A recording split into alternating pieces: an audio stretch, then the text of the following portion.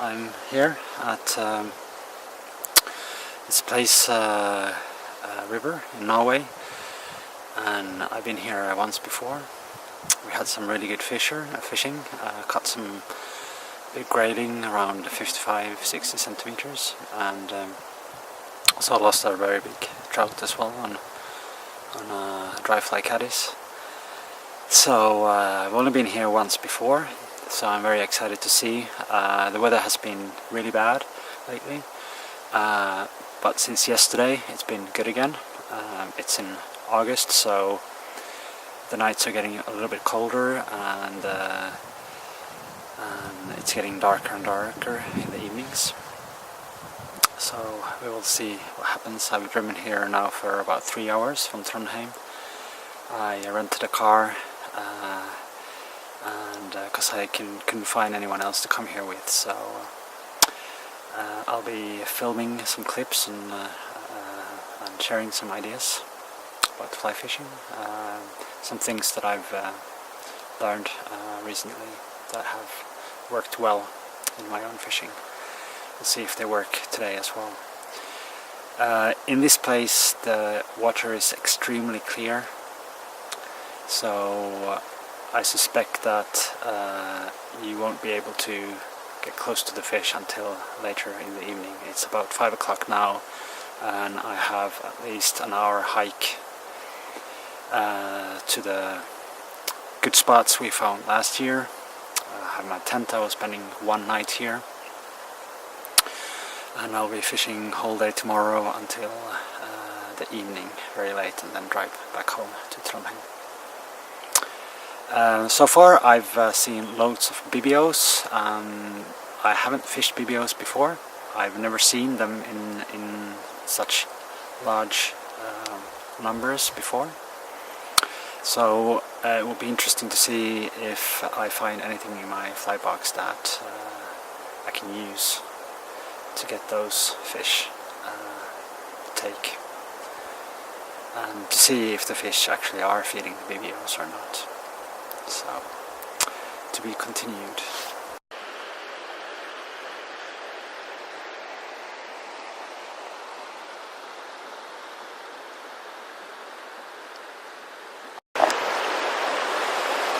Okay, so I just woke up. I didn't do any filming yesterday. The fishing was quite slow, so there was just really no point in trying to film any of the action. It's only later in the night they became active, and the light was too bad for any filming anyway, so caught two nice graylings about 55 centimeters, and then also a trout around 55 centimeters, all on dry fly. Very tricky, especially the grayling. They are rising all the time, but and you're just trying all sorts of different flies all the time, and then every once in a while they take. That's not what I'm used to from other places, so it seems fish here are a little bit more selective. So this morning has been good. I just woke up. This stretch just behind me. I caught one. I tried 3 different flies, larger caddies, dry fly, a small clink hammer emerger, and I had several casts on rises and rising fish and nothing. And then I changed to a chironomid emerger. In the first cast I caught one, so I'm going to see if I can catch another one on that fly and see what happens.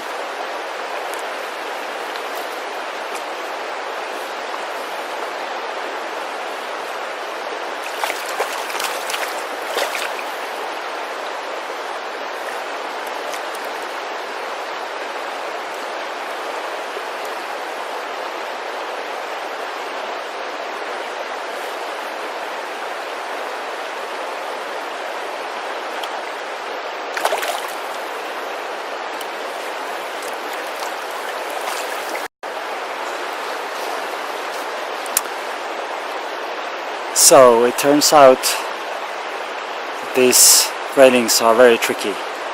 I caught the first one on a small chironomid, continued with that one for a long while, didn't catch anything more, switched to nymphs, lost one, and then finally I just started switching flies, trying basically everything I had in my box, and suddenly it took on a small caddies. I tried that before as well, so these fish are very tricky. They're rising all the time, they're clearly feeding, but they're just very picky at what they eat. Good size though, and it shouldn't be too easy either.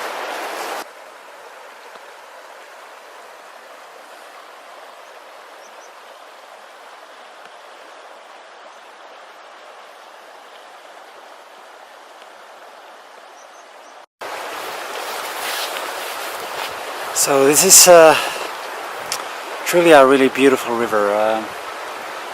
This is only the second time I'm here.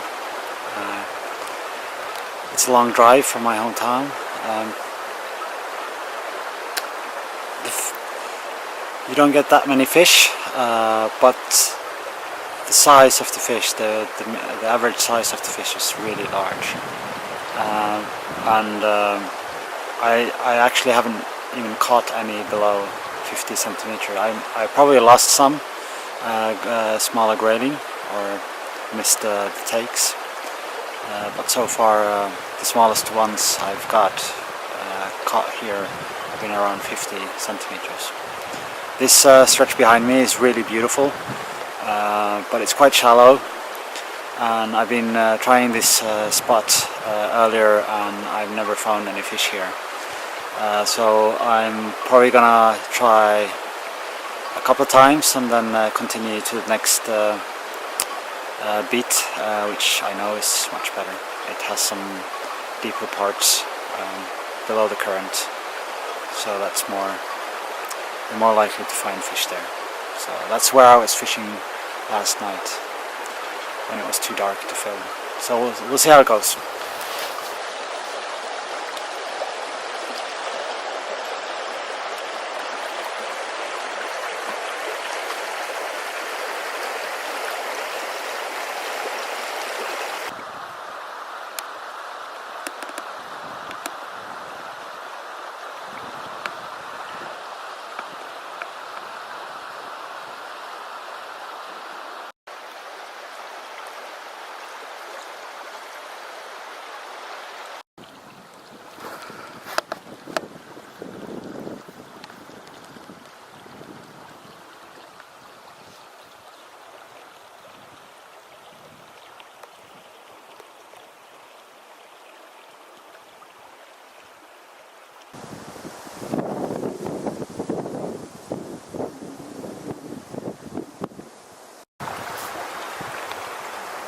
Again, I found a really nice spot. I found a couple of fish rising. They didn't look that big to begin with, but again I had to go through my whole fly box, and eventually I just switched to a nymph with an indicator. I actually use a large dry fly, so it's a duo basically, and a couple of casts, and I caught the first one, a grayling, around well, I think between 55 and 60 centimeters. Then I continued and also got one on the dry fly. It's a really big one, and so it's strange that I really tried everything, small ones, big ones, and suddenly they take. But that's what makes fly fishing interesting, I guess. You never know what works. Some spots I've been fishing, doesn't really matter what you try, they take on everything.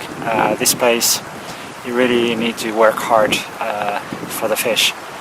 But the rewards are bigger as well, because the fish here are really big.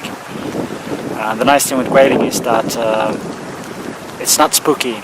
Even if it's picky, it's not spooky, so you can continue fishing on the same fish until you finally catch them. It's just a matter of switching tactics all the time and trying out different things, and then finally it will take. So this is where experience comes from, just having enough different things to try out to finally get them. If your first, whatever usually works doesn't work, then what do? Then you have to switch. You have to switch flies, you have to switch tactics and so forth. I have to tell you that I've switched recently from Scroft GTM to Trout Hunter fluorocarbon, and I have to say I'm really happy. This is the first fluorocarbon where, given that you do the knots properly and use the right knots, it's as strong as nylon. But the nice things, what I like mostly about this, is that it's much more durable. So you can catch more fish on the same without switching tippet. It's expensive, but for me, these fish I've caught on 6x and 5x basically, and as long as you're fighting them with a soft rod. So I have a glass fiber, S-glass. It's an Epic 580, so a 5 weight, 8 foot, and it works perfectly on these waters and for thin tippets. So yeah, that's why this is my first pick for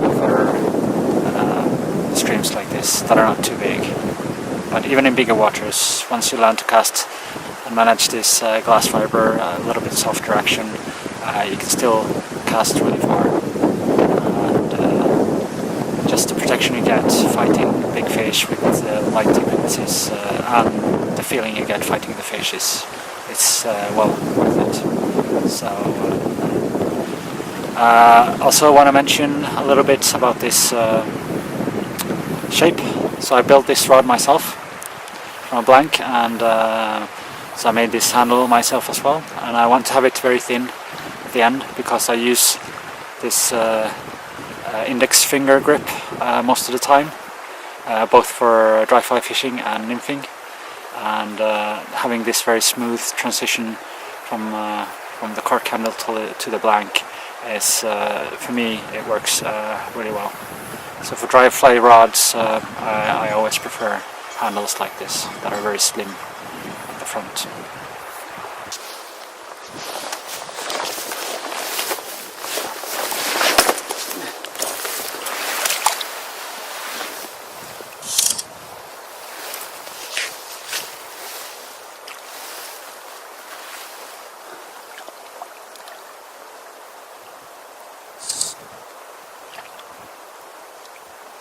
So it's another grayling on the duo. This one took on the nymph, the dropper.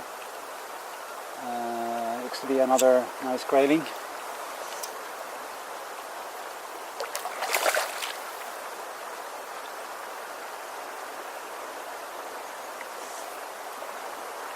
I didn't see any rises. I just went casting upstream.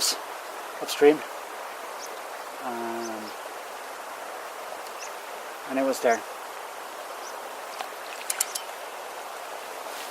I have 6x tippet, so I'm fighting this carefully.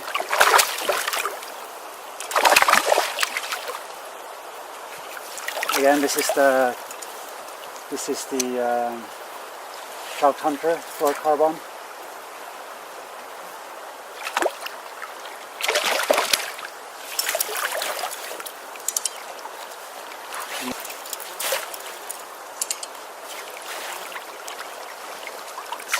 Get it closer.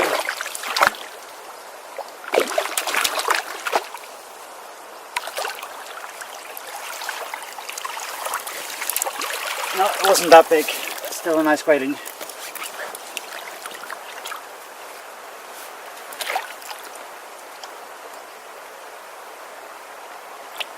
Just caught on the upper lip.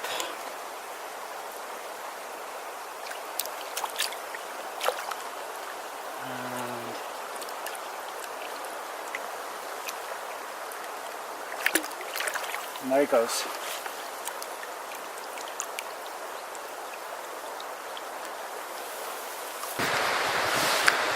So in total I caught 10 fish, all of them above 45 centimeters. But none of them came easy. I had to work on them a lot and keep switching flies and trying different tactics to get them to take in the end. And there was no fly or tactic that really worked better than the other. It was just a matter of switching it up all the time.